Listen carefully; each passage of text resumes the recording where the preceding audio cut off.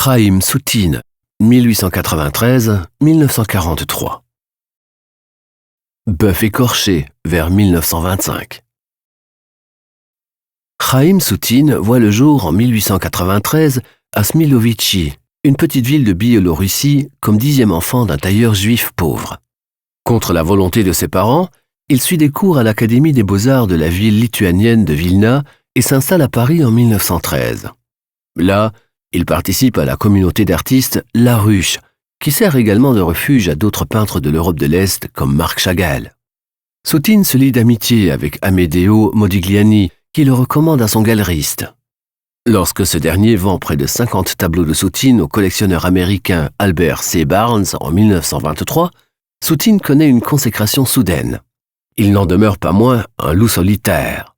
Son déchirement intérieur se manifeste dans les motifs de ses tableaux et s'exprime par la virulence de ses coups de pinceau sur la toile.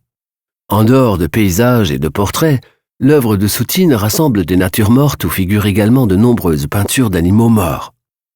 Notre tableau d'un bœuf abattu accroché la tête vers le bas appartient à une série de 10 peintures sur le même motif réalisées par Chaim Soutine entre 1920 et 1925. Accroché par ses pattes arrière, l'animal mort occupe tout le tableau. Sa carcasse est ouverte et vidée de ses entrailles. On identifie quelques côtes et du sang s'écoule du cou.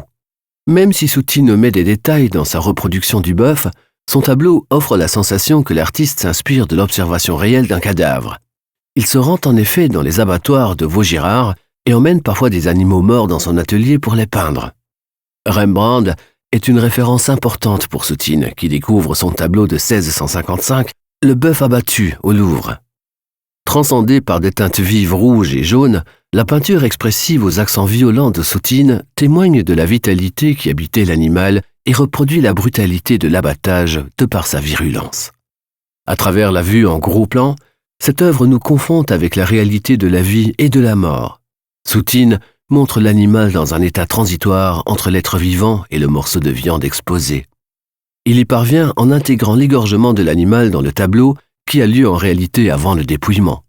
En choisissant un fond bleu sombre et froid, Soutine crée un contraste pictural avec ce cadavre aux extrémités étirées qui semble flotter dans les airs. La signature en bas à droite est renversée. Il se peut qu'elle ait été apposée plus tard par inadvertance.